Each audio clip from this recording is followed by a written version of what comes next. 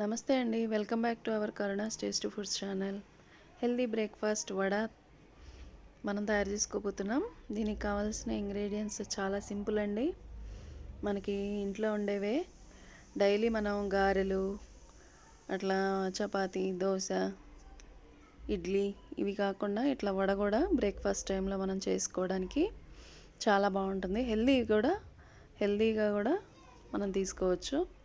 ఏం లేదండి, రెండు ఇంగ్రీడియంట్స్, మెయిన్ ఇంగ్రీడియంట్స్ మినపప్పు అలాగే పెసరపప్పు.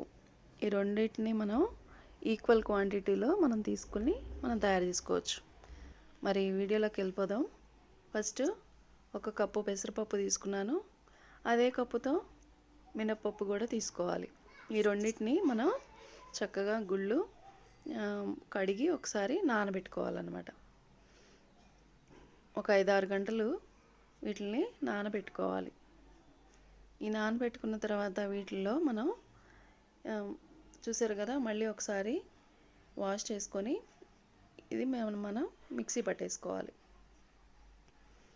చూసారు కదా, మిక్సీ పట్టేసిన తర్వాత చాలా గట్టిగా మిక్సీ పట్టుకోవాలి. నీళ్లు తక్కువ క్వాంటిటీలో వేసుకొని మిక్సీ పట్టుకోవాలి. కొంచెం బరగ్గానే మిక్సీ పట్టుకోవాలి, మెత్తగా పేస్ట్ లాగా అయితే చేయకూడదు.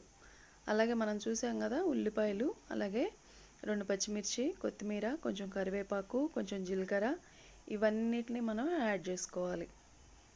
సాల్ట్ కూడా యాడ్ చేసాను, చూసారు కదా. ఇప్పుడు దీన్ని బాగా కలిపి పక్కన పెట్టుకోవాలన్నమాట. అయితే ఇది మనం ఇట్లా కలిపేసిన తర్వాత మనం ఫ్రిడ్జ్లో పెట్టుకొని మార్నింగ్ బ్రేక్ఫాస్ట్కి అయినా వేసుకోవచ్చు, ఈవినింగ్ స్నాక్ కింద అయినా సరే మనం చేసి పెట్టుకోవచ్చు అనమాట.